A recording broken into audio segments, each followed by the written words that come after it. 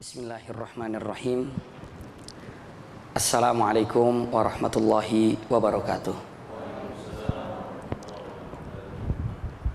Innal hamdalillah nahmaduhu wa nasta'inuhu wa nastaghfiruhu wa na'udzu billahi min syururi anfusina wa min sayyiati a'malina.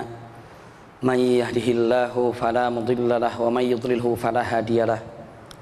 Asyhadu an la ilaha illallah wahdahu la syarikalah taqriran bihi wa tauhidan wa asyhadu anna Muhammadan abduhu wa rasuluhu amma ba'du. Allahumma la sahla illa ma ja'altahu sahla wa anta taj'alul hazna idza syi'ta sahla. Allahumma inna nas'aluka hubbaka wa hubba man ahabbaka wa hubba amalin yuqarribuna ila hubbika bi rahmatika ya arhamar rahimin. Amin ya rabbal alamin. Alhamdulillahirabbil alamin. Mudah-mudahan pertemuan kita pada pagi hari ini disertai dengan rahmat dan berkah Allah Subhanahu wa taala.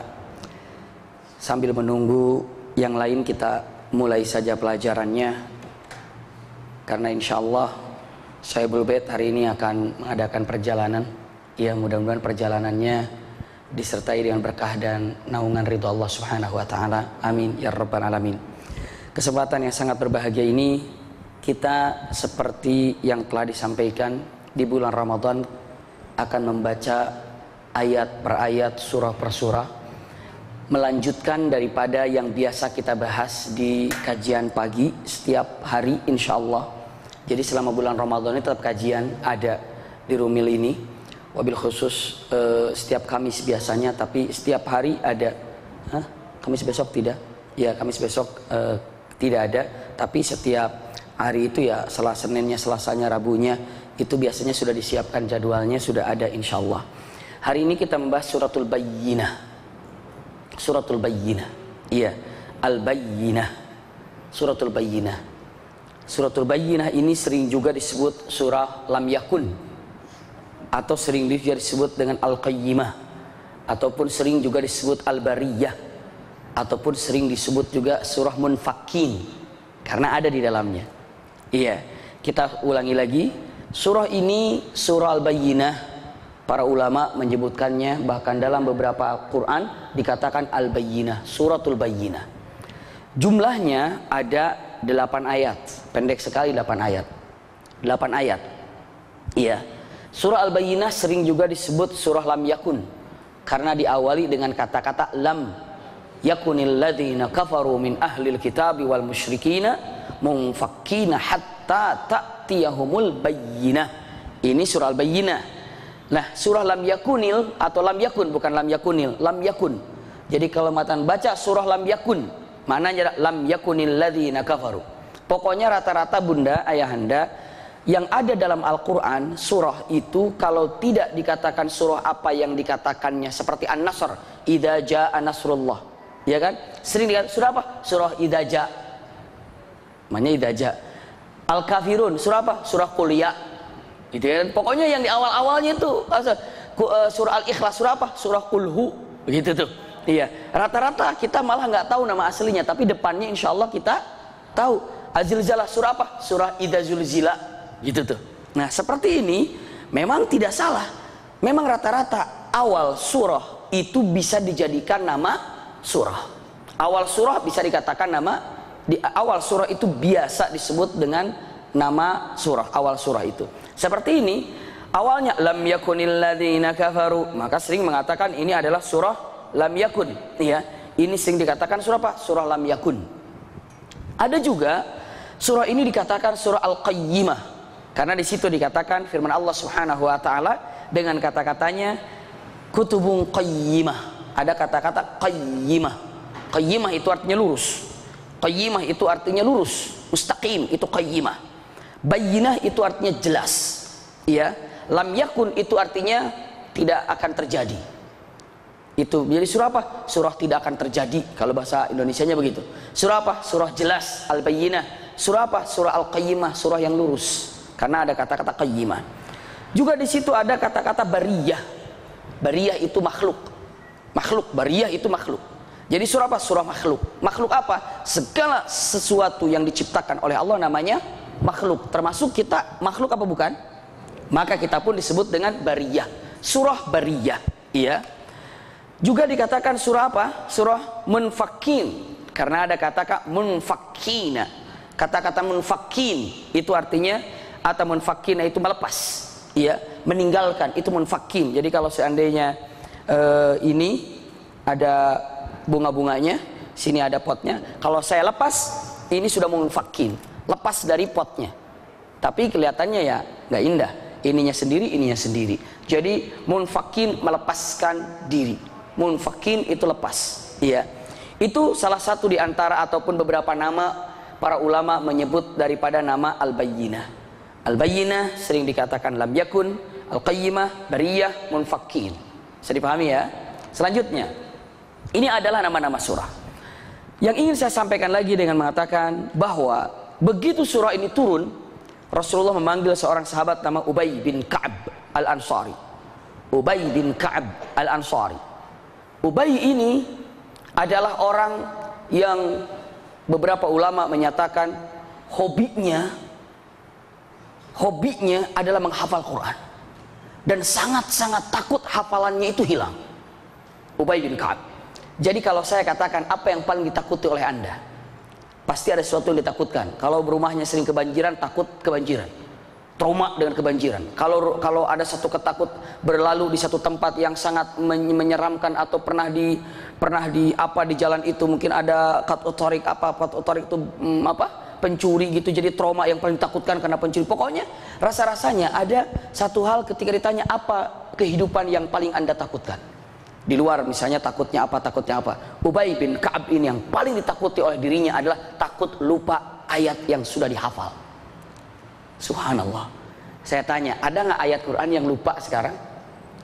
Ada nggak hafalan yang dulu hafal sekarang nggak hafal, ada nggak? Nah itu dia, harus dulu. Makanya kalau ada hafalan lupa, jangan aku lupa begitu. Biasanya, dulu perasaan surah Yasin hafal sampai ayat 1. Itu ayat 1 Yasin doang begitu. Saya dulu hafal surah Yasin sampai ayat 10. Kok sekarang saya lupa? Punten. Kalau sama Al-Quran jangan dibilang lupa. Jangan dibilang lupa, tapi mengatakan bahwa ansaniya syaitan. Syaitan telah melupakan aku. Syaitan yang telah membuat lupa ayat-ayat yang ada di dalam pikiranku. Kalau misalnya lupa seolah-olah unsur kesengajaan diri kita. Tapi kalau ansani syaitan, syaitan yang melalaikan kita sehingga kita lupa terhadap ayat itu. Jadi kalau ditanya mengatakan, coba baca surah Duha. Tiba-tiba wadduha wal laili idza saja. Nggak hafal. Kamu kenapa? Saya lupa. Itu tidak baik jawabannya. Kenapa? Saya telah dilupakan oleh syaitan.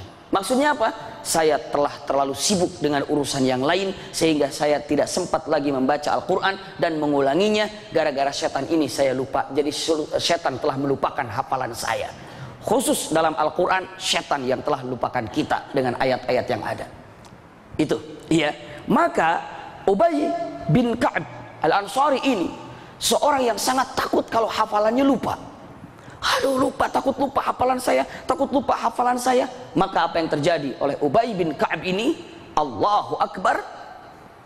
Yang terjadi kepada Ubay bin Ka'ab, saking lupa-lupanya, sedikit-sedikit Al-Quran, sedikit baca Al-Quran, sedikit terus murajaah. Murajaah itu artinya mengulang.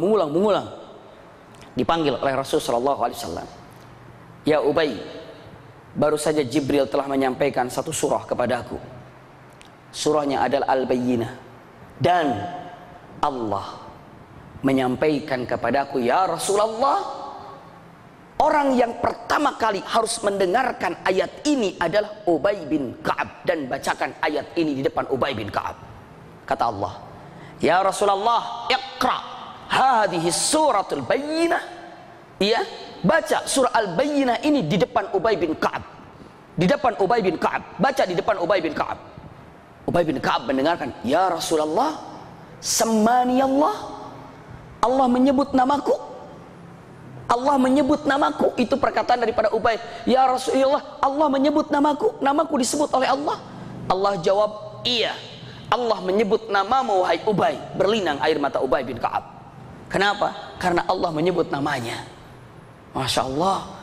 Bayangkan betapa indahnya kalau nama kita disebut oleh Allah Subhanahu wa ta'ala. Maka dari itu Ubay bin Ka'ab menangis. Karena apa? Saking apanya ya disebut namanya oleh Allah, luar biasa. Nggak usah jauh-jauh. Satu saat ini di acara TV Ustadz Yusuf Mansur, waktu itu berada di dalam acaranya, beliau bilang begini nih, beliau bilang gini, padahal saya nggak dengar, tapi teman-teman dengar. Dia bilang dengan mengatakan, saya punya teman, dia di Ummul Qura, namanya Ustadz Abi Maki. Insya Allah nanti saya akan hubungan dengan beliau untuk murid-muridku agar sekolah ke Timur Tengah. Saya nggak dengar, cuma saya disebut nama saya oleh seorang guru, seorang ustadz di depan, bahkan beliau hanya menyebutkannya. Kira-kira saya senang apa enggak? Senang. Itu disebut oleh seorang kiai, disebut oleh seorang alim, disebut oleh seorang ustadz. Betapa bahagianya. Bagaimana kalau nama kita disebut oleh siapa? Allah Subhanahu wa ta'ala. Masya Allah. Punten kalau saya sampaikan, kalau ada orang mencintai kita, kadang-kadang kita merasa paling ganteng, merasa paling cantik. Kenapa? Oh, dia cinta sama saya, dia cinta sama saya. Subhanallah, kita merasa paling ganteng, kita merasa paling cantik. Bagaimana apa yang ibu bapak rasakan kalau Allah mencintai Anda? Kita merasa paling apa coba? Baru dicintai manusia aja pedenya luar biasa. Kalau kita dicintai oleh pimpinan, pedenya luar biasa. Kayaknya nih kantornya milik siapa? Milik dia. Orang pimpinannya cinta sama saya. Bagaimana kalau seandainya Allah yang cinta kepada kita? Milik kita semuanya. Masya Allah. Makanya Ubay menangis mengatakan, semani Allah. Allah menyebut namaku? Ya, Allah menyebut namamu, hai Ubay. Allah menyebut namamu, hai Ubay. Langsung Ubay menangis, berlinang air matanya dengan matanya, ya Rabb, engkau menyebut namaku. Subhanallah. Kira-kira berapa kali Allah menyebut nama kita? Sebetulnya kita harus bahagia. Kenapa? Tidak ada orang yang duduk di majelis taklim kecuali Allah menyebut namanya. Tidak ada yang hadir di majelis kecuali Allah menyebut namanya. Beneran yakin? Ada hadisnya, ada hadisnya. Sammahullahu wahidan wahida. Allah menyebut nama orang yang duduk di majelis taklim satu persatu, satu persatu. Fulan, fulan, fulan, fulan. Masya Allah disebut namanya. Yang hadir di majelis ini, saat ini, jam ini, detik ini, Allah sudah menyebut nama kita satu persatu. Subhanallah. Lalu nama itu setelah disebut oleh Allah, malaikat bertanya, ya Rabb, nama-nama yang kau sebut aku telah catat, aku simpan di mana nama-nama ini? Allah jawab, alliqhum bi abwabil jannah. Simpan nama-nama itu di pintu-pintu sorga. Masya Allah. Siapa tahu gara-gara pagi ini nama kita disimpan oleh Allah di depan pintu sorga.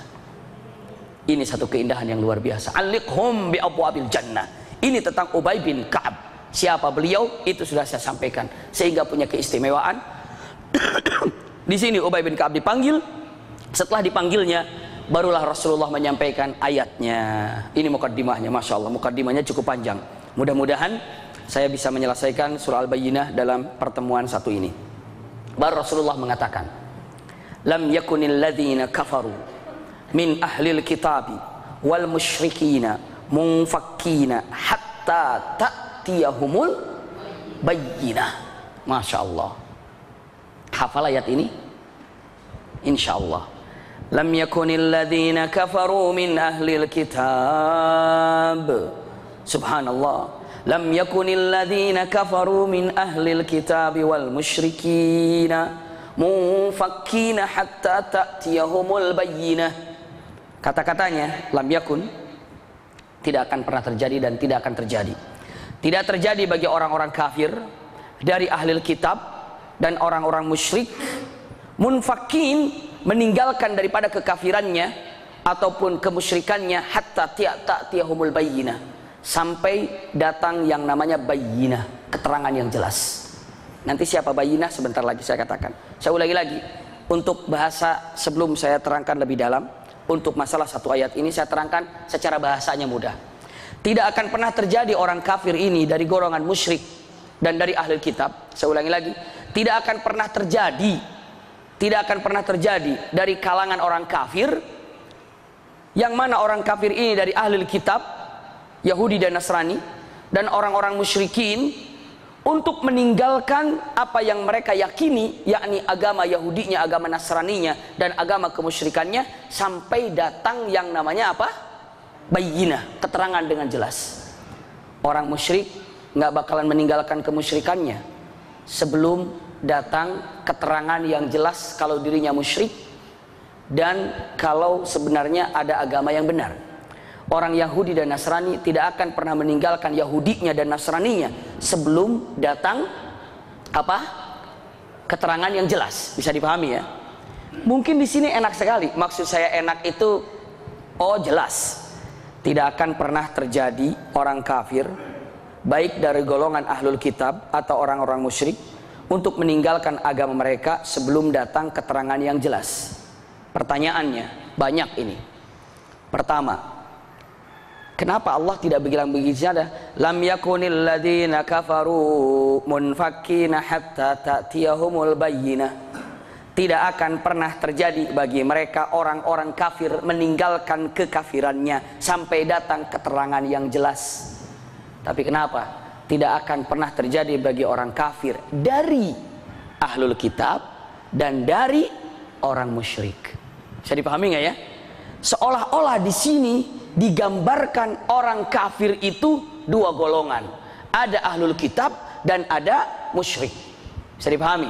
Memang kenyataannya benar. Namanya musyrik ini atau namanya kafir itu darokat. Punten saya sampaikan. Kafir, ini semuanya kafir. Saya katakan kafir. Ini adalah kafir. Tapi kafir ini 3 derajatnya. Kafir. Kafir bukan derajat, darokat. Darokat. Kalau derajat itu ke atas, kalau darokat itu apa? Ke bawah. Kalau bahasa ini kita basement ya di bawah tuh ya. Kalau yang ke atas namanya tingkat 1, tingkat 2, tingkat 3, tingkat 4. Kalau ke bawah apa namanya? Bilangnya apa ya? Saya nggak tahu tuh. Apa ya? B1, B2. Iya, biasanya B1, B2, B3 sampai ke bawah B4 gitu kan? Nah, kalau ke atas dibilangnya darokat. Kalau ke bawah B gitu ya. Basement dibilangnya. Tapi kalau kita dibilang kalau dalam bahasa Arab mengatakan darajat berapa? Darajat 1, derajat 2, derajat 3. Kalau ke bawah, darokat berapa? Berarti itu darokat berapa itu basement berapa? Bisa dipahami nih ya. Nah, kalau untuk kafir bukan darajat, tapi apa? Darokat. Darokat. Yang paling, bukan yang paling mendingan, yang paling kafirnya yang kafir semuanya di neraka ya kafirnya. Tapi yang paling ini di atas itu adalah ahlul kitab. Ini ahlul kitab.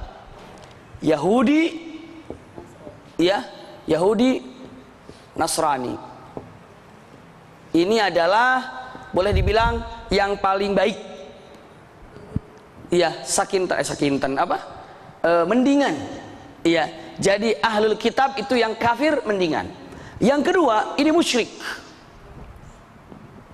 Musyrikun. Musyrikun ini adalah yang punten Buddha gitu ya, Majusi yang menyembahnya itu istilahnya apa? Mereka ini tidak ada, kalau Yahudi Nasrani dari Nabi Musa. Ahlul kitab itu yang berpegang agama samawi. Ahlul kitab. Kalau ini seperti agama di luar Yahudi dan Nasrani, seperti apa itu namanya? Konghucu apalagi itu? Kepercayaan mungkin apa itu adalah musyrik. Ya, itu agak parah. Yang paling parah banget kafir apa? Munafikun. Ini adalah darokat. Darokatu kafir, ahlul kitab, musyrikun, munafikun. Itu. Jadi kalau dengan mengatakan yang paling dahsyat kafir mana? Munafik. Innal munafiqina fid darkil asfali minan nar. Musyrikun ini juga dahsyat. Ahlul kitab juga dahsyat. Tapi perbedaannya kalau ahlul kitab ini adalah agak mendingan. Sampai di dalam kenyataannya ada untuk ahlul kitab wa ta'amun ahlul kitab halul lakum. Dan makanan-makanan ahlul kitab itu halal bagi kalian. Maksudnya binatang yang disembelih oleh ahlul kitab.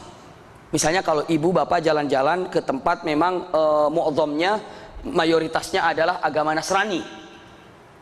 Begitu agama Nasrani menyembelih kambing, menyembelih ayam, dagingnya yang disembelih oleh orang-orang Yahudi dan Nasrani halal bagi kita. Al-Quran menegaskan dengan mengatakan wa ta'am, dan makanan ahlul kitab ini adalah halal bagi kita yang disembelih oleh ahlul kitab. Tapi kalau daging ayam, kambing disembelih oleh ini haram, tidak boleh dimakan. Bisa dipahami ya? Termasuk, ini adalah khilafiyah yang ada, tapi ala qaulil arjah, termasuk muhsanat, wanita-wanita yang baik ahlul kitab, mubah dinikahi oleh laki-laki muslim. Mubah hukumnya, tidak haram, ya. Tapi kalau wanita musyrik dinikahi oleh laki-laki muslim, haram, tidak boleh. Kalau munafik bagaimana? Lebih dahsyat lagi. Dalam kalimatnya Al-Quran, innal munafiqina fid darkil asfali minan nar. Jadi ini seperti orang mukmin kan darajat. Orang mukmin ada darajatnya nggak? Ada orang mukmin. Untung ada orang muttaqin. Ujung-ujungnya adalah orang-orang yang paling tinggi adalah orang-orang yang bertakwa. Itu adalah dalam Al-Quran, inna akramakum indallahi atqakum. Paling tinggi derajatnya orang mukmin adalah orang yang bertakwa. Subhanallah. Paling rendah mukmin itu adalah mukmin yang asyi, mukmin tapi yang hobi doyan maksiat. Itulah mukmin yang hobi dahsyat, itu paling bawah derajat mukmin. Tapi di atasnya adalah mukmin yang apa? Ya, mukmin yang takwa. Ini sedang menceritakan tentang kafir itu darokat. Yang agak mendingan ahlul kitab. Di bawahnya adalah musyrikun. Di bawahnya lagi adalah munafikun. Bisa dipahami ya? Saya lanjutkan. Lihat. Lam yakunil ladzina kafaru min ahlil kitabi wal musyrikin. Lihat, sesungguhnya bagi orang-orang kafir dari ahlul kitab dan orang-orang musyrik, bisa dipahami sekarang karena ada perbedaan, ya. Mumfakin tidak akan pernah lepas daripada keyahudiannya dan kenasraniannya, dan tidak pernah lepas daripada kemusyrikannya hatta ta'tiyahumul bayyinah, sebelum datang keterangan yang jelas bagi mereka. Pertanyaannya, bayyinah, apa keterangan yang jelas ya? Allah tidak mengatakan bayyinah lagi, tapi Allah terangkan apa bayyinah itu. Keterangan yang jelas itu, keterangan yang jelas itu adalah rasulun minallahi yatlu suhufan mutahharah. Anda ingin tahu siapa bayyinah itu? Kan tadi dibilang tidak akan pernah terjadi, tidak akan pernah terjadi yang namanya ahlul kitab meninggalkan keyakinannya, dan tidak akan pernah terjadi orang musyrik meninggalkan kemusyrikannya sampai datang keterangan yang jelas. Siapa keterangan yang jelasnya? Dijawab rasulun minallah, yakni adalah utusan Allah. Subhanallah. Yatlu suhufan mutahharah. Ini Rasulullah. Kalau di ini intinya adalah Muhammad sallallahu alaihi wasallam. Ya, Rasulun minallah yatlu suhufan mutahharah. Dengan mengatakan punten, yatlu suhufan mutahharah, menyampaikan, mendakwahkan, ya, menyampaikan, mendakwahkan tentang suhuf. Artinya apa? Dengan mengatakan bahwa ya Al-Quran di sini suhufan mutahharah, menyampaikan Al-Quran, menyampaikan keagungan Allah, menyampaikan apa? Ayat-ayat Allah, menyampaikan syariat Islam, dengan mengatakan bahwa bayyinah ini adalah rasulun minallahi yatlu suhufan mutahharah. Jadi mereka tidak akan pernah meninggalkan agama mereka ini, kepercayaan mereka ini, sebelum datang keterangan yang jelas yang dibawa oleh Rasul sallallahu alaihi wasallam. Bisa dipahami nomor satu artinya ya, bayyinah. Yang kedua ada yang mengatakan juga begini, bayyinah itu apa? Bayyinah itu siksaan. Bayyinah itu akhir kematian. Jadi seolah-olah tidak akan pernah terjadi ahlul kitab meninggalkan agama ahlul kitabnya, dan tidak akan pernah terjadi orang musyrik meninggalkan kemusyrikannya kecuali telah datang kepada mereka kematian. Maksudnya adalah tobat yang sia-sia. Biasanya orang kalau mau mati sadar nggak kira-kira? Nah, mereka itu tidak akan pernah kecuali kalau dia mau mati. Subhanallah. Sadar. Boro-boro siapa dan siapa, sebandel-bandelnya apapun, sepreman-premannya apapun, insya Allah kalau mau mati mah apa?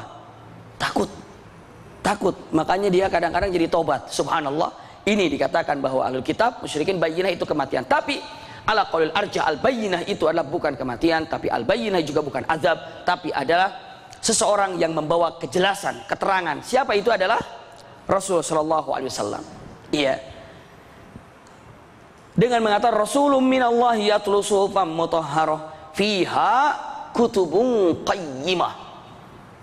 Di dalamnya kutubun qayyimah, iya, fiha ay fi suhuf kutub maktubat, wa qila al kutubil ahkami ka qauli kataballahu aghlibanna, ya aghlibanna ay hukmu, wa fil hadisi al aqdina bainakuma bi kitabillah ay bi hukmillahi ta'ala qayyimah, itu ada mustaqimah. Lihat, Rasulun minallahi yatlu suhufan mutahharah.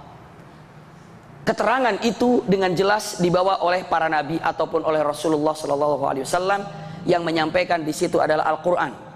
Yang mana dalam Al-Qur'an ini kutubun qayyimah, tertulis hal-hal yang qayyimah. Qayyimah itu jelas, lurus, dan tidak ada yang salah. La raiba fihi hudal lil muttaqin. Ini adalah sifat daripada qayyimah. Lurus, qayyimah, lurus. Iya, fiha kutubun qayyimah. Tapi lihat, punten, kalau ibu bapak sekarang lagi bawa buku Al-Qur'an, bisa diperhatikan. Wa ma tafarraqal ladzina utul kitaba illa mim ba'di ma ja'athumul bayyinah. Subhanallah. Wa ma tafarraqal ladzina utul kitaba illa min ba'di ma ja'athumul bayyinah. Fi amri Rasul sallallahu alaihi wasallam wal kalamu mawsuq li ghayati tashni' ala ahli al-kitab bayanu anna ma nusiba ilaihim minal infikak lam yakun la lishtibah ma fil amri bal kana ba'da wuduhil haq tabayyana al-hal wa qat'a al-adar bil kulliyah wa wasirun fi wasfihim bi ittiba'il kitab. Punten, tadi kan bilang di sini punten, ahlul kitab tidak akan meninggalkan apa? Agamanya kecuali telah datang apa? Al-bayyinah. Siapa? Rasulullah yang menyampaikan haknya. Sama orang musyrik juga, tidak akan pernah meninggalkan kecuali telah datang apa? Keterangan. Siapa bayyinah ini? Rasulullah. Ceritanya Rasulullah sudah datang. Ceritanya Rasulullah sudah menyampaikan tentang apa yang ada dalam Al-Quran. Ceritanya Rasulullah sudah diutus oleh Allah Subhanahu wa ta'ala. Sekarang dari ahli kitab, ada yang beriman? Ada yang tidak beriman? Ahlul kitab ini begitu datang Rasulullah, ada beriman. Najasyi, contohnya. Waraqah ibn Nufail, contohnya. Dari Nasraninya. Dari Yahudinya, Abdullah bin Salam. Dari orang Yahudi, Abdullah bin Salam masuk Islam. Tapi dengan mengatakan wa ma tafarraqal ladzina utul kitaba min ba'di ma ja'athumul bayyinah. Setelah datang bayyinah ini, maksudnya bayyinah ini siapa? Rasulullah. Setelah datang Rasulullah ini, tafarraq. Tafarraq itu apa? Beda-beda. Ada yang nerima, ada yang enggak. Bisa dipahami ya? Dari Yahudi ada yang masuk Islam, ada Abdullah bin Salam. Abdullah bin Salam begitu kedatangan Rasul sallallahu alaihi wasallam ke kota Madinah, pertama kali dia ucapkan apa? Begitu Abdullah bin Salam mendengar Rasulullah tiba ke Madinah, dia katakan Allahu Akbar, Allahu Akbar, Allahu Akbar. Ini adalah gembongnya Yahudi.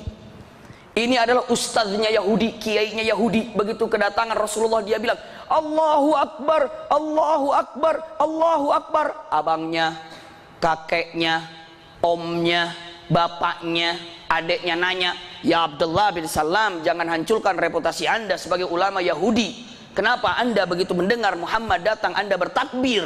Apa dia jawab? Demi Allah, seandainya yang datang kepadaku Musa. Tahu Musa? Musa itu kan alaihissalam, ya. Seandainya yang datang kepadaku Musa, saya tidak akan pernah takbir seperti ini. Kenapa? Berarti dia mengakui kalau sesungguhnya yang ditunggunya itu bukan Musa, tapi sekarang yang ditunggu apa? Nabi Muhammad. Lalu kata keluarganya, memang kamu yakin dia itu apa? Memang kamu yakin kalau dia itu apa? Nabi? Tanpa ragu, saya yakin dia Nabi. Kalau anda keliru, kalau anda tidak percaya, yuk kita cek dengan beberapa pertanyaan kepada dia. Kalau dia jawabnya sesuai dengan apa yang dalam Taurat, apa yang dalam Injil, maka yakin kalau dia Nabi.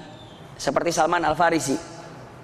Salman Al-Farisi, dia itu dulu ada yang mengatakan Nasrani, ada yang mengatakan dia ini musyrik. Musyrik itu adalah penyembah apa? Seperti penyembah pohon, penyembah api, penyembah berhala, itu musyrik. Iya.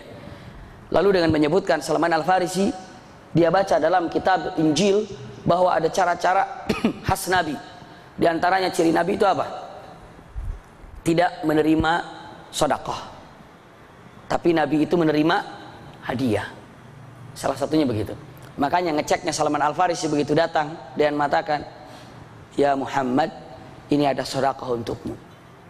Dalam Salman Al-Farisi tahu kalau Nabi itu nggak menerima sedekah. Itu tertulis dalam Injil, Taurat. Maka Rasulullah SAW dengan tegas mengatakan, fa innal anbiya la yaqbalu sedekah. Sungguhnya Nabi itu tidak menerima sedekah. Ambil, saya tidak menerima sedekah. Kata Salman, benar ya Nabi. Besoknya lagi datang, tidak ngomong sedekah, ini ada hadiah untukmu. Dijawab oleh Rasulullah, fa innal anbiya yaqbalul hadiah. Kalau Nabi itu menerima hadiah, benar. Lalu tanda yang ketiga, Nabi itu punya apa? Semua Nabi dalam beberapa riwayat punya tanda kenabian. Apa tanda kenabian dalam tubuh diantaranya?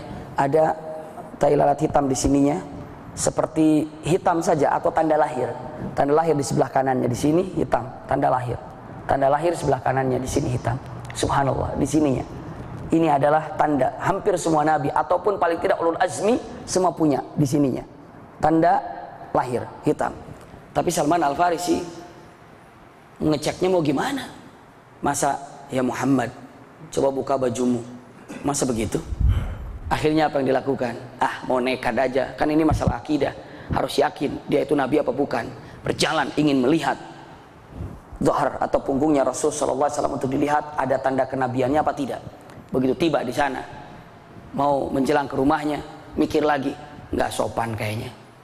Udah saya batalkan aja. Begitu dibatalkan, berjalan balik lagi dalam pikirannya. Tapi saya harus berani kayaknya nih, balik lagi.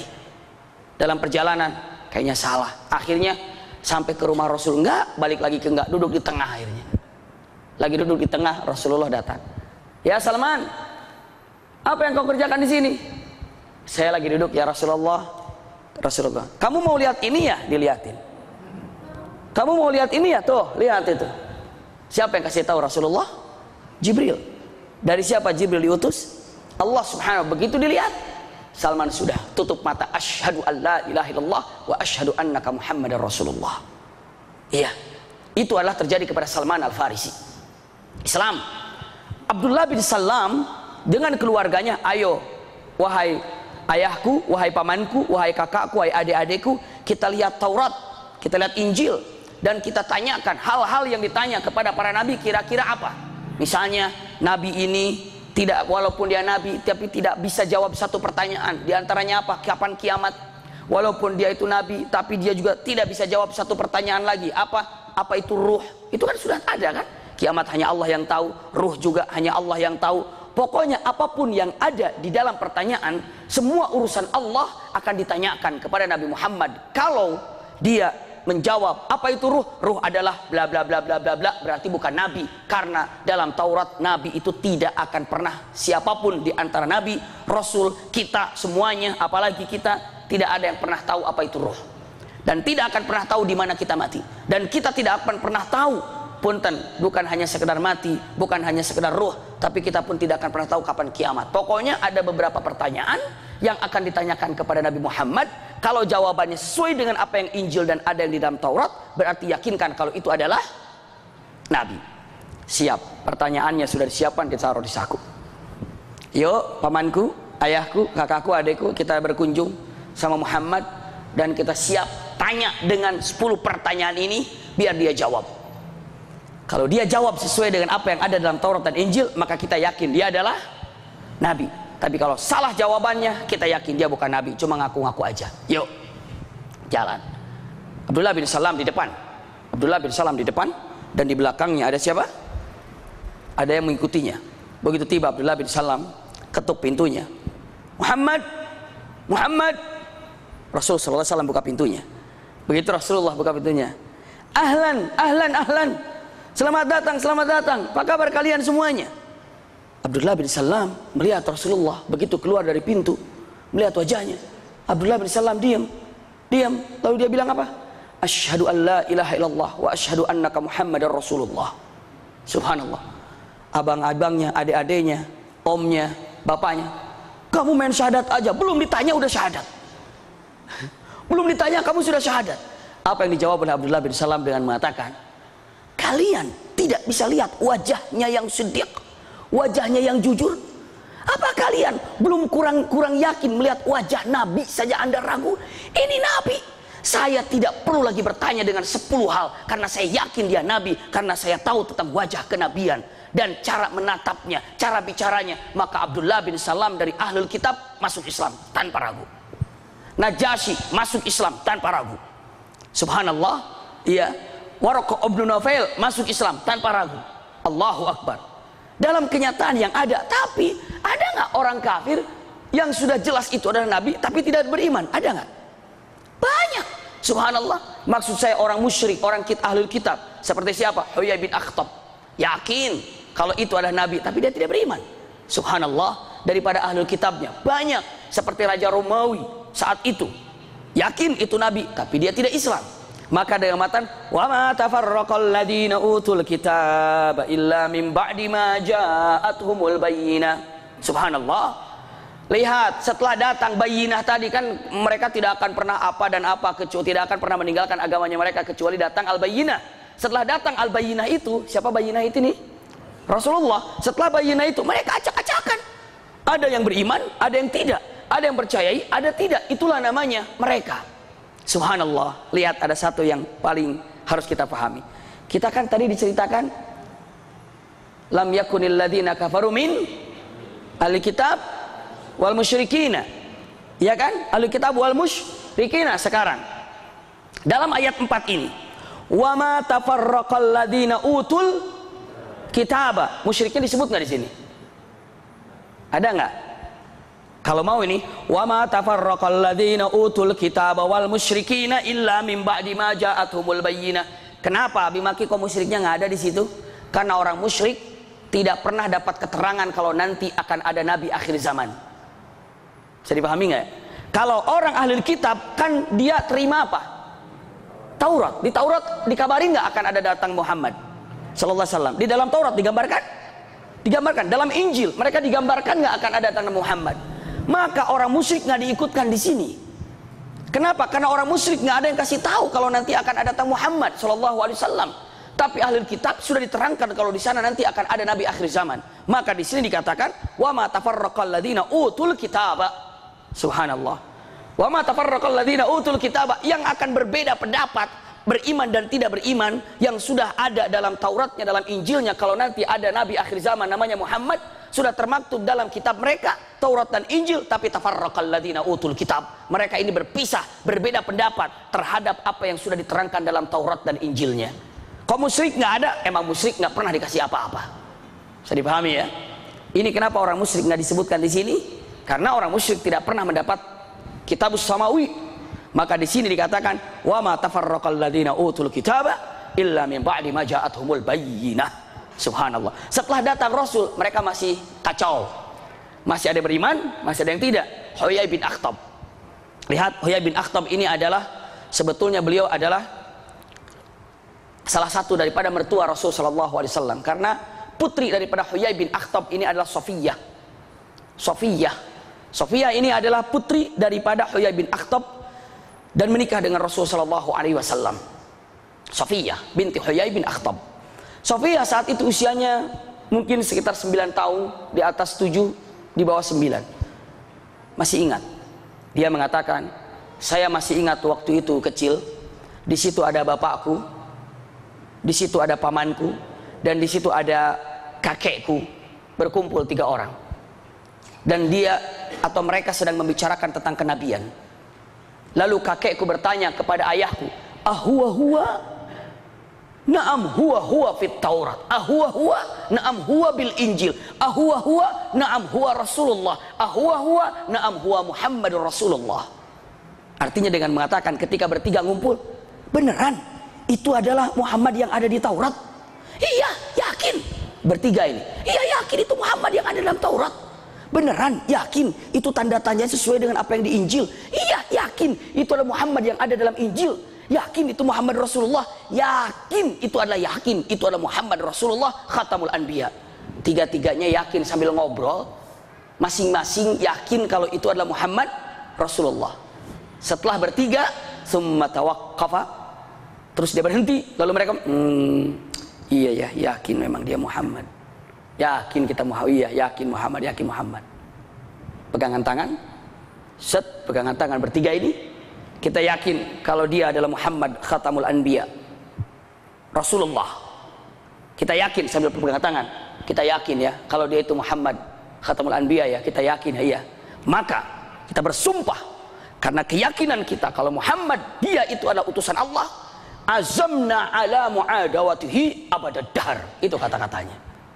Kita yakin kalau itu adalah Muhammad khatamul anbiya Rasulullah, maka karena kita yakin dia adalah Muhammad Rasulullah khatamul anbiya, maka kita bersumpah bertiga ini untuk memusuhi selama-lamanya. Astagfirullah. Itu siapa itu? Ahlul kitab. Jadi ada ahlul kitab yang beriman dan ahlul kitab yang tidak beriman. Bisa dipahami ya? Pertanyaannya, oh, kok susah banget sih ahlul kitab ini, kok ada yang beriman, ada yang nggak beriman? Memang disuruh apa sih? Ada yang ikut Rasul, ada yang nggak ikut Rasul. Memang disuruh apa sih? Kalau misalnya dengan mengatakan kata-katanya, ini semua di majelis ta'lim. Habis di majelis ta'lim, misalnya ada perintah, satu perintah. Ketika mengatakan, akhirnya mereka pada datang ke majelis ta'lim. Begitu di majelis taklim mereka berbeda pendapat. Ada yang mau mengerjakan apa yang diperintahkan oleh gurunya dan ada yang tidak mau mengerjakan apa yang diperintahkan oleh gurunya. Ibu bapak pasti nanya, emang gurunya nyuruh apa? Bisa dipahami ya? Kan tadi mereka tidak akan meninggalkan agamanya sebelum datang Rasulullah. Begitu datang Rasulullah bawa Quran menyampaikannya, mereka ada yang beriman, ada yang tidak beriman. Kita tanya, emang disuruh apa? Dijawab, wa ma umiru, tidak disuruh apa-apa, illa liya'budullaha mukhlishina lahuddin hunafa. Nggak disuruh apa, cuma disuruh beribadah hanya kepada Allah, ikhlas ibadahnya. Iya, dengan mengatakan wa ma umiru illa liya'budullaha mukhlishina, iya, lahuddin hunafa wa yuqimus salata wa yu'tuz zakata wa dzalika dinul qayyimah. Jadi yang disuruh oleh Rasulullah SAW menyembah kepada Allah mukhlisin. Mukhlisin itu apa? Ibadah esa pada Allah tanpa memusyrikan. Subhanallah. Gak susah kan suruh ibadah doang sama Allah. Emang Allah yang menciptakan kita, Allah yang baik kepada kita, disuruh ibadah hanya kepada Allah Subhanahu wa taala saja. Wa ma umiru illa liya'budullaha mukhlishina, beribadah kepada Allah dengan ikhlas. Lahuddin hunafa. Hunafa itu apa? Mengikuti jalan kebenaran. Hunafa itu begini. Hunafa, kalau dibilang hunafa itu jalan yang lurus, agama yang lurus, bukan. Tapi di situ terjemahkan hunafa apa? Agama yang lurus apa bukan? Apa? Agama yang apa? Hunafa itu begini. Bukan yang lurus, hunafa gini. Ibu berada di tengah, bapak berada di tengah. Kalau ke kiri, ibu bapak berbuat buruk. Kalau ke kanan, ibu berbuat baik, bapak berbuat baik. Hunafa ini adalah yang cenderung untuk berbuat baik. Bisa dipahami ya? Jadi diperintahkan oleh Allah Subhanahu wa taala melalui Rasul sallallahu alaihi wasallam ini, satu, untuk beribadah kepada Allah dengan ikhlas. Yang kedua, untuk selalu cenderung kepada amal perbuatan baik. Lahuddin hunafa. Ketiga, wa yuqimus salata. Wa yuqimus salata, melaksanakan salat. Wa yu'tuz zakata, dan melaksanakan zakat. Wa dzalika dinul qayyimah, itu adalah jalan atau agama yang lurus, yang direct pada Allah Subhanahu wa taala. Subhanallah. Jadi mereka berbeda pendapat karena disuruh apa? Enggak disuruh macam-macam. Enggak disuruh apa, enggak, cuma disuruh ibadah kepada Allah ikhlas, cenderung selalu untuk berbuat baik, tegakkan sholat, laksanakan zakat. Iya, itu adalah agama yang lurus. Inilah yang benar agama yang datang dibawa oleh Allah melalui Rasul sallallahu alaihi wasallam. Subhanallah. Bisa dipahami ya? Ini ceritanya enak kalau disambung-sambungkan. Oh begitu. Jadi mereka itu berpisah gara-garanya, gara-gara disuruh aja, macam-macam, gak macam-macam. Ibadah pada Allah dengan ikhlas ibadahnya, selalu cenderung ingin berbuat baik, menegakkan sholat, terus apa lagi? Memberikan zakat. Selesai. Itu perintah di awal atau di ayat ini. Subhanallah. Tapi mereka bagaimana tadi? Berpisah. Berpisah, ada yang iman dan ada yang tidak, ada yang mau melaksanakan dan ada yang tidak mau melaksanakan. Dilanjutkan, lihat, innal ladzina kafaru min ahlil kitabi wal musyrikina fi nari jahannam khalidina fiha. Nah, sekarang musyrik dibawa lagi nggak tuh? Dibawa lagi ya. Tadi wa ma tafarraqal ladzina utul kitaba, musyrik dibawa nggak di situ? Enggak, karena itu cerita untuk musyrik. Tapi di sini orang musyrik dibawa lagi, ikut lagi. Innal ladzina kafaru, sesungguhnya orang-orang yang kafir ini, mau ahlul kitab, mau musyrik, mau munafik. Innal ladzina kafaru min ahlil kitab wal musyrikina, masuk lagi, ya. Fi nari jahannam khalidina fiha, fi nari jahannam khalidina fiha. Mereka itu maksudnya orang ahli kitab yang tidak meninggalkan agama Yahudi dan Nasraninya setelah datang Al-Bayyinah. Ya. Terus musyrikin juga yang tidak ikut kepada Al-Bayyinah tadi. Fi nari jahannam khalidina fiha, mereka berada di neraka jahanam dan mereka kekal di dalamnya. Fi nari jahannam khalidina fiha. Subhanallah. Fi nari jahannam, salah satu daripada neraka itu ada neraka jahim, ada neraka sakar, ada neraka sa'ir, ada neraka ladha, iya kan? Ada neraka hutamah, dan selanjutnya ini ada salah satu neraka namanya jahannam. Fi nari jahannam khalidina fiha, dia kekal abadi di dalamnya, khalidina fiha, dengan mengatakan kalimat khalidina fiha, makithina fiha bi waqtin tawil. Jadi saking tinggal di dalamnya sangat lamanya disebut khalidina fiha ataupun abadi, kekal saking lamanya. Ulaika hum syarrul bariyah.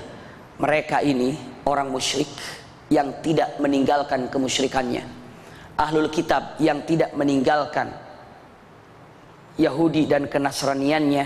Mereka itu adalah syarrul bariyah. Syar itu artinya apa?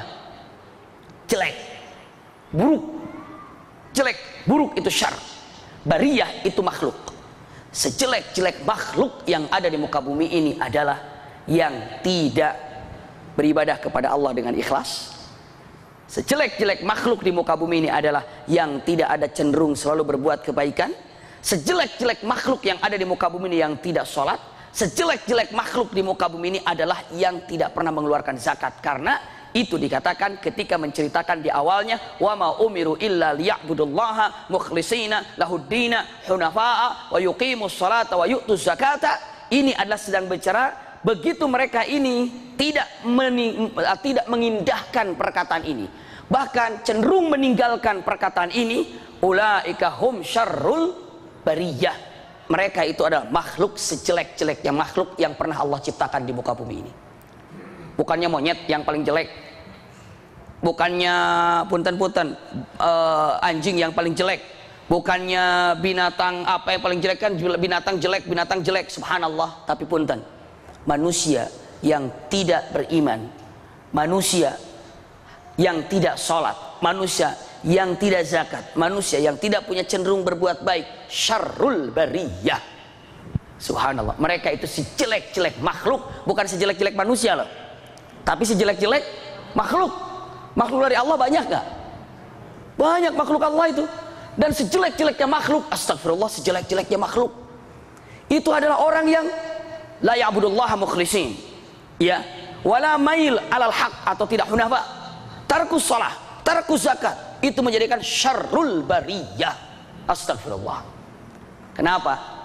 Kalau nanti semuanya, bahkan kita punten, ibu bapak percaya kalau kita nanti mengharap kita ini menjadi seperti binatang, alangkah baiknya kita menjadi binatang aja. Tapi nggak begitu bahasanya. Alangkah baiknya kita menjadi turab. Turab itu apa? Debu. Alangkah baiknya kita dijadikan debu saja. Maksudnya bukan dijadikan debu sekarang jadi debu, bukan. Begini ceritanya. Kelak di akhirat, begitu para nabi sudah dihisab, ibu bapak nanti kelak akan menyaksikan para nabi dihisab. Para nabi dan para rasul dihisab. Allahu Akbar. Nabi, rasul dihisab, apalagi kita. Nabi dan rasul dihisab, apalagi kita. Astagfirullah, apalagi kita. Dan kita menyaksikan bagaimana dihisabnya nabi dan rasul. Punten, begitu nabi dihisab, rasul dihisab, tinggal nunggu giliran kita manusia semuanya. Tiba-tiba Allah datangkan binatang-binatang. Jadi binatang-binatang didatangkan. Dari mulai kerbaunya, sapinya, untanya, ayamnya, pokoknya semua binatang didatangkan. Orang-orang kaget. Hah? Binatang dihisab? Binatang dihisab? Dan kita menyaksikan binatang berada di hadapan Allah Subhanahu wa ta'ala. Tiba-tiba begitu binatang sudah siap di hadapan Allah Subhanahu wa ta'ala, Allah katakan kepada para binatang ini dengan mengatakan, kunu turaba. Aku tidak akan pernah menghisab kalian karena kalian tidak mukallaf untuk ibadah. Maka jadilah kalian saat ini debu. Jadilah kalian debu semuanya. Maka semua binatang berubah jadi debu. Maka orang kafir, orang musyrik, munafik. Dia berharap untuk tidak dihisab dengan kesalahan-kesalahannya. Dia mengatakan, ya laitani kuntu turaba. Itu, ya Allah, alangkah baiknya aku ini menjadi debu aja yang tidak dihisab kelak di akhirat. Ya laitani kuntu turaba. Subhanallah, seperti itu. Surah apa tuh ya laitani kuntu turaba? Surah apa? Surah An-Naba. Amma yatasaalun 'anin naba'il 'azim. Dan selanjutnya itu di paling ujung surah An-Naba, ya laitani kuntu turaba. Ya Allah, langkah baiknya engkau jadikan aku turab saja, debu aja seperti mereka itu binatang-binatang yang apa? Yang tidak dihisab. Berat saya kalau dihisab, kebanyakan gak sholatnya. Berat saya kalau gak dihisab, kebanyakan cenderung amal salahnya. Berat kalau saya dihisab, kebanyakan tidak ikhlasnya saat ibadah. Subhanallah, ya laitani kuntu turaba. Dan ini dikatakan syarrul bariyah. Na'udzubillah. Lalu ya Rabb, itu syarrul bariyah. Iya, ada lagi. Innalladzina amanu wa amilus solihati ulaika hum khairul bariyah. Masya Allah. Lihat, innalladzina amanu wa amilus solihati ulaika hum khairul bariyah. Dan sesungguhnya, Masya Allah, luar biasa, sesungguhnya orang-orang beriman, sesungguhnya orang-orang beriman dan orang-orang yang beramal soleh, wa amilus solihat, mereka itu adalah sebaik-baik makhluk yang ada di muka bumi ini dan di luar muka bumi ini. Sebaik-baik makhluk adalah orang yang apa? Orang yang beriman dan beramal soleh. Kan ada wal asri innal insana lafi khusrin illal ladzina amanu. Lanjutkan, wa amilus solihati. Masya Allah. Jadi sebaik-baik innal ladzina amanu wa amilus solihati ulaika hum khairul bariyah.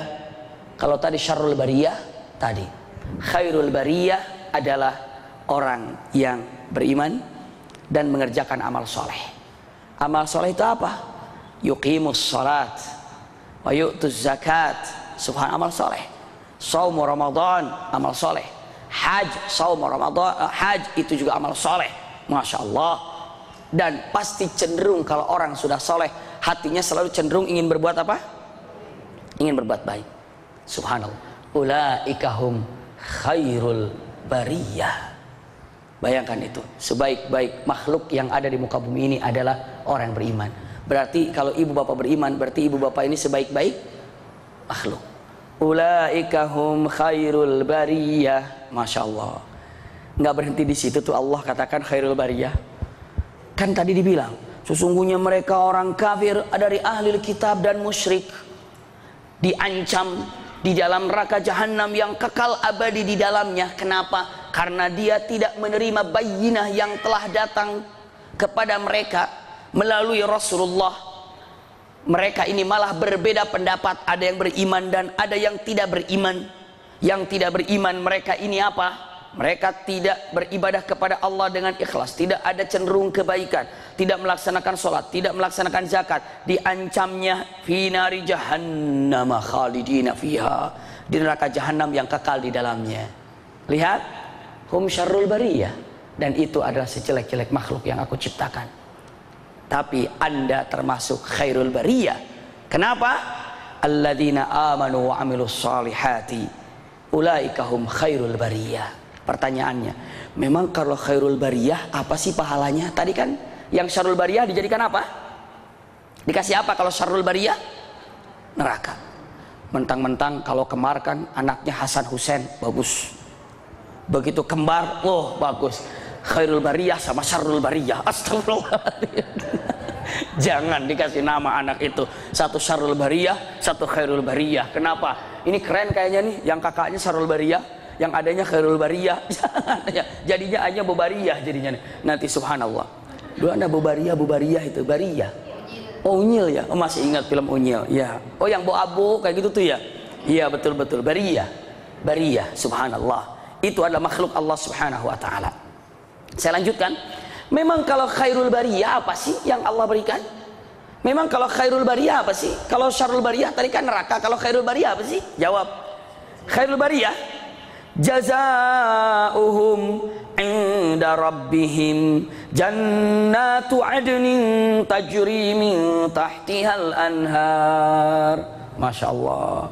Khalidina fiha abada. Allahu Akbar. Kalau tadi yang syarrul bariyah fi nari jahannam khalidina fiha, ini. Kalau khairul bariyah jazaohum inda rabbihim, pahala bagi mereka, kebaikan buat mereka dari Rabbnya Allah Subhanahu wa taala, jannatu adnin. Jannat tidak jannatu, tidak begitu, tapi jannatu adnin. Jannatu adnin. Subhanallah, saking banyaknya nikmat. Nikmat yang jannat bertubi-tubi dan banyak dan bertambah, itu jannat artinya. Punten, saya pernah menyampaikan untuk bunda dan ayahanda, sehebat-hebatnya, seenak-enaknya tempat yang ibu bapak miliki di dunia pasti bosan. Pernah bosan. Ibu pertama bangun rumah, Pak, gimana posisinya? Giniin. Wallpapernya apa? Ini. Karpetnya apa? Ini. Sofanya apa? Ini. Segala macam. Pertama kali jadi. Pas jadi rumah itu, gimana kita memandang rumah? Enak nggak? Masya Allah, rumah indah sekali ya Pak ya. Iya, alhamdulillah, makasih ya Pak ya. Iya, makasih sama-sama Mak ya. Masya Allah, ini rumah indah sekali. Rumah indah sekali. Oke, sebulan, 2 bulan, 3 bulan, udah nggak indah lagi. Biasa rumah saya begini. Kenapa? Kenapa? Bosen. Robah lagi, ganti wallpapernya, ganti itunya. Indah ya Maya, ya. Yang kemarin kemana aja? Bosen kemarin kan? Ganti. Nanti 2 bulan, apa lagi? Bosen lagi. Subhanallah. Pertama, Mah, kita bikin ke komplek ini Maya. Itu ada kompleknya bagus, tamannya indah, bla bla bla bla. Beli rumah di sana begitu indah, nyaman, indah. Ujung-ujungnya apa? Bosen juga kayak begini ya. Tapi begitu ada temannya, tetangga atau sahabatnya datang, indah sekali kompleknya nih, bagus. Dalam hati, biasa aja kali. Kenapa saya udah biasa tinggal di sini segala macam. Nah. Punten, kalau di dunia kita pernah sering bosan dengan keindahan yang sering kita lihat. Wah, saya pertama kali ke apa tuh namanya? Kan ada PIM 1 gitu, PIM 2. Itu ke sana juga cuma ngejemput temen aja. Karena ada teman saya punya travel di situ. Saya jemput pengajian. Tapi hampir tiap bulan saya jemput orangnya di situ pengajiannya. Jadi hampir sering juga ke sana. Pertama kali, wah. Kedua kali, wah. Ketiga kali, biasa, udah tahu.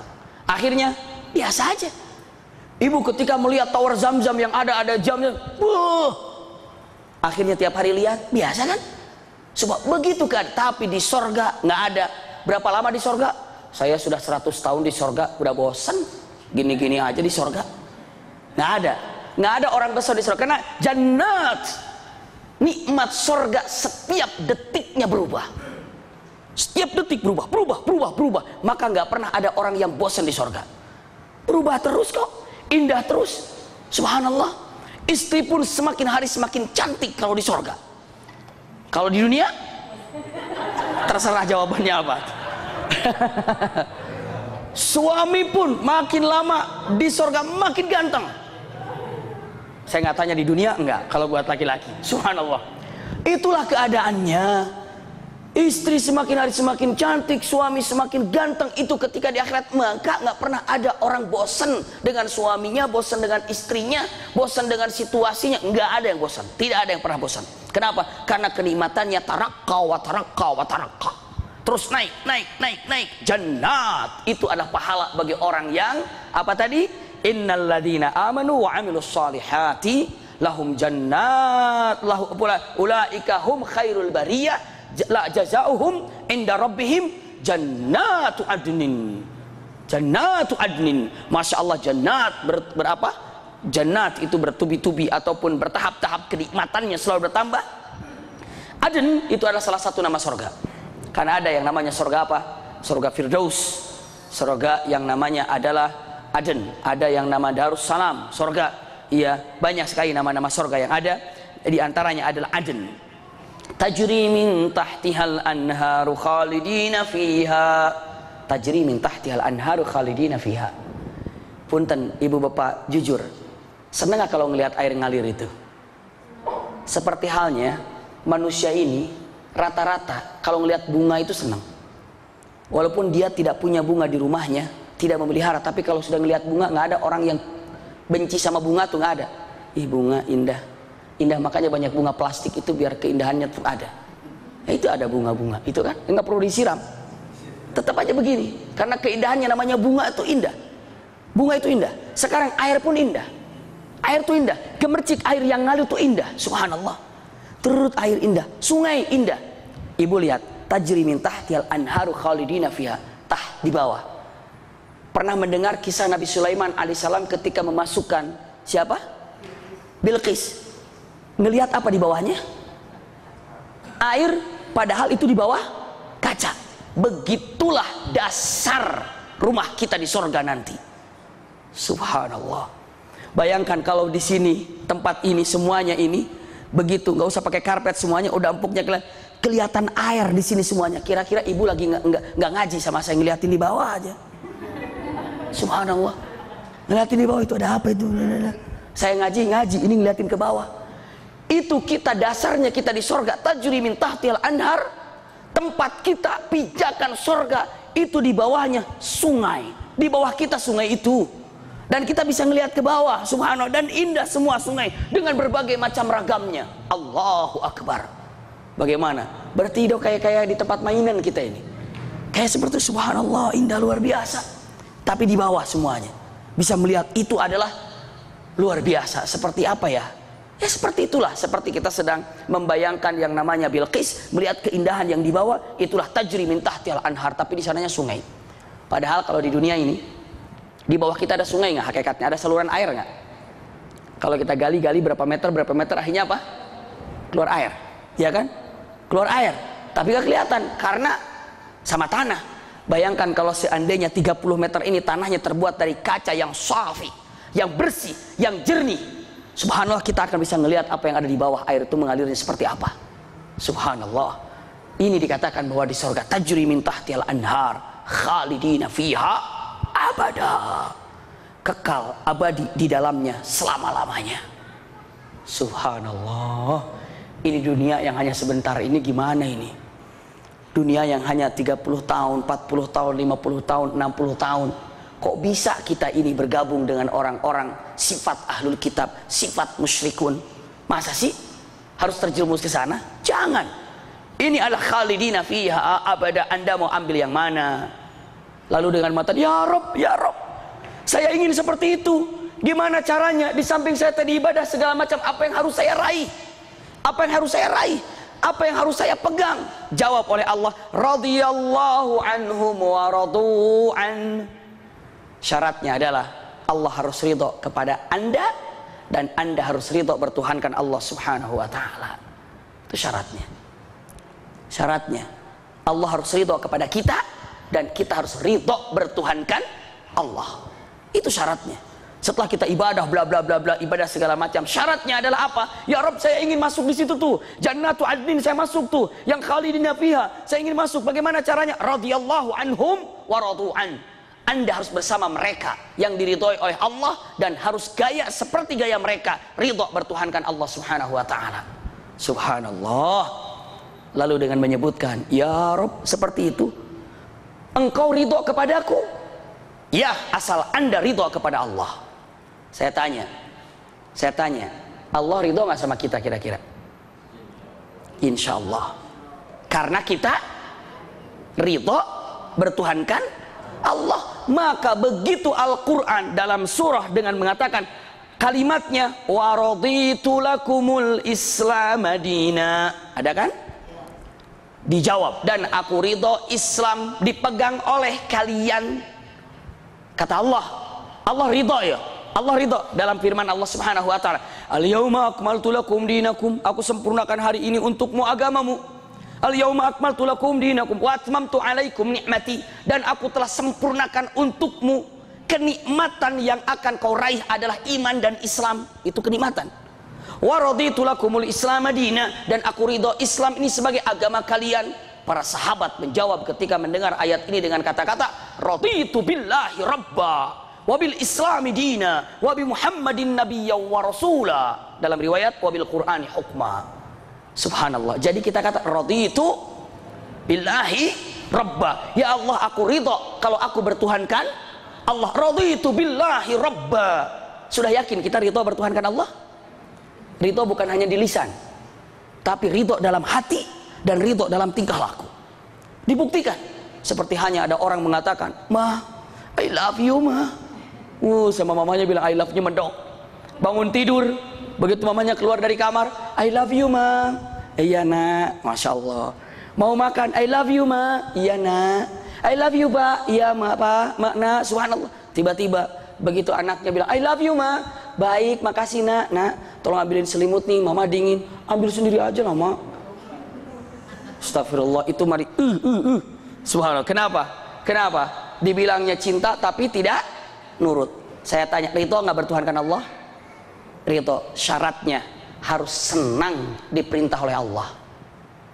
Jujur saya tanya, senang nggak disuruh Allah? Senang nggak? Senang nggak disuruh Allah? Bahagia nggak disuruh Allah? Iya ya, saya udah bahagia nggak? Begitu Allah bilang kalau bahagia disuruh, cepat apa lambat kita? Cepat apa lambat kalau bahagia disuruh? Cepat. Hayya 'alas shalah, baru adzan, dasar. Allahu akbar, asyhadu an la, baru qomat. Katanya senang disuruh Allah. Kalau senang disuruh Allah tuh Allahu akbar, cepat disuruh. Kata Allah saum, saum. Allah zakat, zakat. Allah katakan haji, masya Allah. Itu kalimatnya kalau senang disuruh Allah tuh begitu. Kalau mengatakan intinya radhiyallahu anhum wa radu'an. Syarat Anda untuk mendapatkan ini, bagaimana Anda harus mengambil ridho Allah agar ridho Allah jatuh kepada kita. Salah satunya ridho dulu Anda bertuhankan Allah. Sudah, syaratnya Anda senang ketika disuruh Allah Subhanahu wa taala. Kalau rindu, yang kedua lebih berat lagi, rindu disuruh Allah. Kalau tadi kalau disuruh mah seneng ya. Kalau sekarang tahapan keduanya lebih tinggi lagi, Pak. Rindu perintah Allah. Rindu nggak perintah Allah? Karena sekarang saya tanya aja, sholat duhur rindu nggak? Kangen nggak sholat duhur? Apa biasa aja? Iya ya, subhanallah. Tapi jujur sekarang maghrib rindu nggak maghrib? Rindu. Rindu paling dirindukan. Jujur saya tanya, rindu maghrib rindu. Mau sholat apa karena mau makan kira-kira nih? Iya juga ya, kenapa sih ini hati ini kok susah? Itulah hati. Kerinduan aja begini jadinya. Iya ya Allah, saya dapat nggak ya jannatu adnin tajri min tahtihal anhar itu yang khalidina fiha? Saya udah ridho sih bertuhankan Allah, tapi saya praktek ridhonya nggak tahu ini. Praktek ridhonya gimana sih saya ini biar senang diperintah Allah? Terus gimana sih caranya biar saya rindu terhadap perintah Allah? Kalau rindu perintah Allah tuh nyaman banget, rindu perintah Allah, masya Allah, rindu. Allahu Akbar. Sudahkah kita isytiaqu ala amrillah? Sudahkah kita ini rindu terhadap perintah Allah Subhanahu wa taala? Ini dia syarat, ya, dengan rindu ataupun ridho bertuhankan Allah, Allah akan ridho kepada kita. Ridho bukan hanya ucapan, tapi ada dalam perilaku dan hati. Maknanya tingkat ridho pertama adalah senang diperintah Allah. Tingkat tinggi ridhonya lagi adalah rindu perintah Allah Subhanahu wa taala. Rindu, masya Allah. Aduh, rindu banget zuhur, rindu banget asar, rindu taraweh, rindu tahajud, rindu khatmul Quran, masya Allah. Rindu baca Quran, rindu luar biasa. Kangen, rindu. Ini yang paling indah. Laju apa lagi? Dzalika liman khasyya rabbah. Subhanallah. Mereka ini yang dapat ridho Allah, dan mereka ridho bertuhankan aku, kata Allah, dengan senang ketika diperintah oleh aku, kata Allah maksudnya, dan mereka rindu terhadap perintah aku. Mereka itu adalah orang yang selalu takut dengan Allah. Takut apa? Takutnya bercabang. Dua, takut ibadahnya tidak diterima. Khasyya rabbah. Ibu pernah takut nggak sholat kita nggak diterima? Ya Allah, begitu sholat assalamualaikum, ya Allah saya takut sholat ini diabaikan olehmu. Kenapa? Karena nggak ada keikhlasan, karena belum khusyuk, saya takut. Kadang assalamualaikum udah sholat saya tahajud lagi. duha lagi saya. Kayaknya udah pede banget, sholat itu udah sempurna. Padahal khasyah rabbah, takut terhadap sholat yang belum diterima, dan takut atas dosa-dosa yang tidak diampuni. Bisa dipahami ya? Itu khasyah rabbah. Khasyah rabbah, takut terhadap ibadah. Jangankan dosa tidak diampuni, ibadahnya takut nggak diterima. Luar biasa itu derajatnya. Ya Allah, ini tubtu ilaik ya Rabb, saya takut taubat saya ini nggak diterima. Karena apa? Karena tobat saya ini ternyata balik lagi. Saya takut tobat saya ini tidak diterima. Ya Rabb. Maka di sini dikatakan dalam Al-Qur'an ada Rabbana zalamna. Lanjutkan, wa illam taghfir lana wa tarhamna lanakunanna minal khasirin. Kalau seandainya Engkau tidak mengampuni dosaku ini, berarti aku termasuk orang yang rugi dong. Tidak dapat daripada jannatu adnin tajri min tahtihal anhar dong. Ya Rabb, ampuni aku. Aku takut kalau seandainya dosaku tidak diampuni. Khasyah rabbah. Subhanallah. Setelah ibadah, ya Rob, jangan-jangan ibadah saya nggak diterima ini, puasa saya, zakat saya, haji saya, umroh saya, jangan-jangan nggak diterima. Khasyah rabbah, dia takut tentang masalah ini. Dzalika liman khasyah rabbah. Subhanallah. Apakah pernah rasa takut kita berada dalam dua hal ini? Takut karena ibadah kita tidak diterima. Selanjutnya yang kedua apa? Takut kalau apa? Kalau dosa kita tidak terampuni. Ini dikatakan dzalika liman khasyah rabbah. Ayat selanjutnya habis. Iya, udah habis kan 8 tadi juga. Jangan ayat selanjutnya, Ibu. Mana lagi sih, cuma 8. Iya, jangan ayat selanjutnya masih dibuka-buka lagi. Subhanallah, sampai 8. Oke, kita bungkus. Masya Allah. Lihat firman Allah Subhanahu wa ta'ala, singkat untuk ikhtitamnya 5 menit saya katakan. Lebih juga nggak apa-apa. Iya, dengan mengatakan ini adalah surah Madaniyah. Iya, semua ayatnya ada 8. Sering dikatakan surah Lam Yakun atau surah Al-Qayyimah, surah Al-Bariyah, surah Al-Munfakin, dan masih banyak lagi. Ini berikan Rasulullah ketika surah ini turun, dipinta oleh Allah untuk dibacakan di siapa tadi? Ubay bin Ka'ab. Kenapa? Karena ini orang yang paling takut kalau hafalan Qur'annya hilang. Maka dia punya keutamaan yang tinggi di hadapan Rasulullah SAW. Allah menyebut nama Ubay bin Ka'ab. Ya Rasulullah, baca surat ini di depan Ubay bin Ka'ab. Nangislah Ubay bin Ka'ab ketika tahu kalau Allah menyebut namanya. Dan yakinkan kalau Allah pun menyebut nama kita hari ini. Karena di majlis ta'lim, amin ya rabbal alamin. Disebutkan sih, lam yakunil ladina kafaru min ahlil kitabi wal musyrikina munfakkina hatta ta'tiyahumul bayyinah.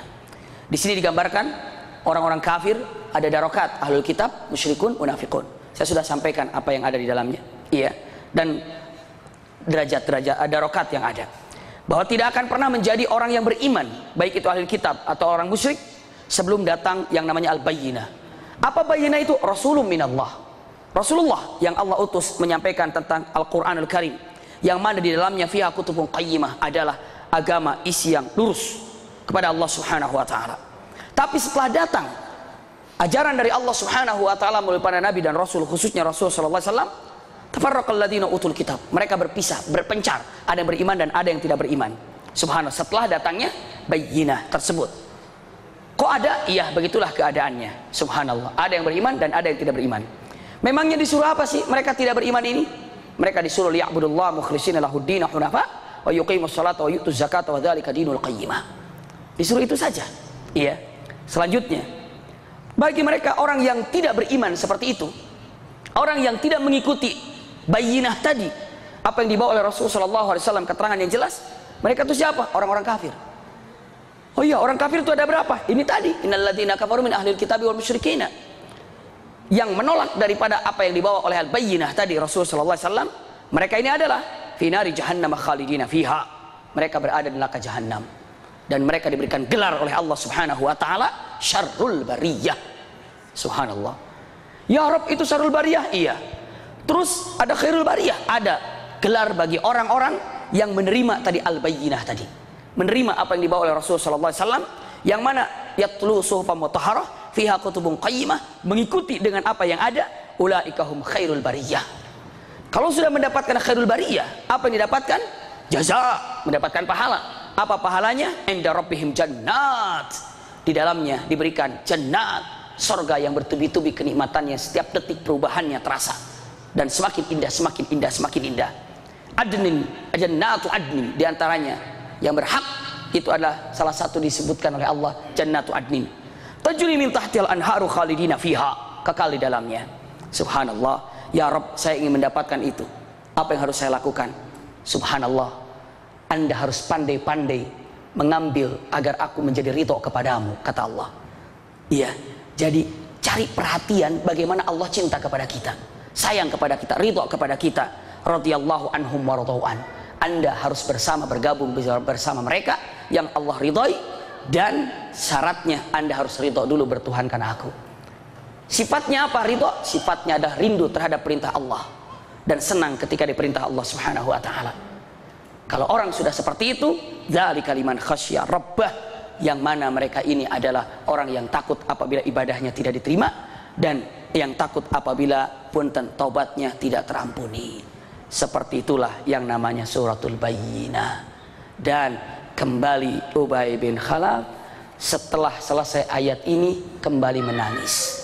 Tangisan pertama terharu karena namanya disebut oleh Allah. Tangisan kedua, dia berpikir, apakah saya bisa menagih agar Allah ridho kepada saya? Kepada saya, kata siapa? Ubay bin Khalaf. Dan apakah aku termasuk yang khasyya rabbah? Nangislah Ubay bin Khalaf. Jadi nangisnya dua kali. Kalau kita nangis pertama mah enggak. Karena apa? Karena enggak disebut dalam ayat ini. Tapi minimal yang kedua, kita boleh berpikir, saya tadi sampaikan, kita udah seneng nggak ya perintah Allah datang? Kita rindu nggak ya sama perintah Allah? Kita sudah khasyya rabbah belum ya? Itulah yang harus kita tanyakan besar. Apakah kita termasuk radhiyallahu anhum wa radhu'an, dan apakah kita termasuk liman khasyya rabbah? Pertanyaan dua ini jawab dalam hati kita masing-masing, dan semoga Allah meridhoi kita bagi seluruhnya yang hadir di tempat ini ataupun yang akan menyaksikan daripada rekaman majelis kita ini. Amin ya rabbal alamin. Ini saja tentang surah Al-Bayyinah. Masya Allah, alhamdulillah. Besok masih nggak tahu kapan di Rumil, besok nggak, hari berikutnya atau nanti kita lihat jadwalnya. Bagi yang selalu hadir di Rumil, kita akan lanjutkan nanti surah Al-Alaq. Iqra bismi rabbikal ladzi khalaq. Masya Allah, yang 19 ayat. Jadi nanti tolong cari, saya juga nggak tahu jadwalnya kapan, tapi dalam minggu-minggu ini masih tetap ada. Hah? Ya, nanti kita akan sampaikan kapan ada jadwalnya. Tetap saja ada di BB Rumil, nanti tanyakan. Insya Allah kita lanjutkan suratul Alaq, sehingga insya Allah nanti selesai juz amma paling tidak selama bulan Ramadan ini. Jazakumullah khair ala husni istimaikum. Mudah-mudahan apa disampaikan ada manfaatnya, dan insya Allah kehadiran kita ma'jur insya Allah subhanahu wa ta'ala. Silahkan nanti tunggu maghrib dan ditunggu makan di rumahnya masing-masing. Iya, iya. Saya sampaikan lakum minni al-hubbu wad-du'a. Iya. Enjing ayah. Oh iya, punten besok kalau ada kesempatan ibu bapak silahkan ditunggu di rumah. Maksud saya bukan di Masjid Salman Al Farisi, kebetulan di depan rumah saya masjidnya, untuk pelajaran yang mengakhiri Qisasul Anbiya. Pelajaran Qisasul Anbiya berkaitan dengan turunnya Isa alaihissalam. Jadi kita sudah, mungkin bagi ibu bapak yang belum pernah tahu, kira-kira sudah 4 tahun atau 3 tahun kita mengadakan majelis itu Qisasul Anbiya. Dari mulai diciptakannya bumi dan langit, lalu sampai ke Nabi Adam, lalu sampai ke Nabi Sis, lalu sampai ke Nabi Idris, lalu sampai ke Nabi Nuh, sampai ke Nabi Hud, sampai ke Nabi Soleh, sampai Nabi Rum, terus. Sekarang bulan yang lalu sampai ke Nabi Isa alaihissalam. Dan bulan yang lalu telah disampaikan Isa alaihissalam diangkat oleh Allah Subhanahu wa taala. Karena berkaitan dengan Isa, saya pun harus menyampaikan kapan Isa kembali lagi. Maka kesempatan yang akan datang di hari Ahad besok, setelah sholat asar, langsung setelah sholat asar berjamaah, saya menyampaikan tentang Qisasul Anbiya, akhir daripada turunnya Isa alaihissalam. Karena Rasulullah sudah menyampaikan, hadisnya sahih, bagaimana Isa alaihissalam turun ke muka bumi ini. Rasulullah gambarkan bajunya pakai baju apa, rambutnya seperti apa, postur tubuhnya bagaimana, apa yang dikerjakan oleh Isa alaihissalam kelak seperti apa. Ini adalah pelajaran yang saya rasa sangat penting karena berbicara tentang akhir zaman. Karena apa? Tanda-tanda tentang tempat turunnya Isa sudah ada, sudah digambarkan dalam hadis Rasulullah SAW. Rasulullah mengatakan, nuzulu Isa bin Maryam, apa coba? Ala apa? Dengan mengatakan kalimatnya, manaratul bayda inda atau inda syarqi Dimishq. Jadi turunnya Isa alaihissalam itu di timur Syria, Damaskus. Subhanallah. Di timur Syria. Subhanallah. Di mana? Di menara masjid yang warnanya putih. Ternyata sudah ditemukan sekarang di sana ada masjid yang mana masjid itu menaranya putih, kira-kira 25 meter tingginya, terbuat daripada batu putih, dan itu menara putih. Sampai sekarang dengan mengatakan disitulah turunnya Isa alaihissalam. Dari mana Rasulullah tahu? 1000 sekian ratus tahun lalu mengatakan hal itu. Sekarang menara itu sudah ada di tempat itu. Subhanallah. Itu yang akan saya sampaikan juga, bagaimana Isa turun, bagaimana ketemu Dajjal. Karena ketika Isa turun berarti Dajjal sudah ada. Begitu itu ya, berarti Imam Mahdi ada. Saya pun akan sampaikan bagaimana Imam Mahdi. Pokoknya itu secara tidak langsung akan menceritakan kisah akhir bumi ini seperti apa. Jadi saya tidak bisa menyampaikan 1 jam nanti, tapi saya akan menyampaikan 1,5 jam kemungkinan. Makanya setelah sholat asar saya langsung akan membicarakan masalah ini. Kenapa langsung? Iya, yang jelas maghrib selesai tidak selesai kita berbuka dulu. Iya pasti itu, berbuka dulu selesai. Jadi insya Allah kesempatan yang datang kita akan berbuka bersama di majelis taklim Salman Al Farisi. Ayahanda bunda silahkan ditunggu. Bawa anak-anak juga nggak apa-apa, senang kami bisa bawa anak-anaknya ke sana, bawa cucunya juga ke sana, silahkan. Bawa orang tuanya juga ke sana, silakan untuk mengikuti majelis taklim ini. Ini saja dapat saya sampaikan, mudah-mudahan ada manfaatnya. Jazakumullah khair ala husni istimaikum. Lakum minni al-hubbu wa du'a. Wassalamualaikum warahmatullahi wabarakatuh. Sama-sama kita tutup dengan kafaratul majlis. Subhanakallahumma wa bihamdika asyhadu an la ilaha illa anta astaghfiruka wa atubu ilaika walhamdulillahi rabbil alamin.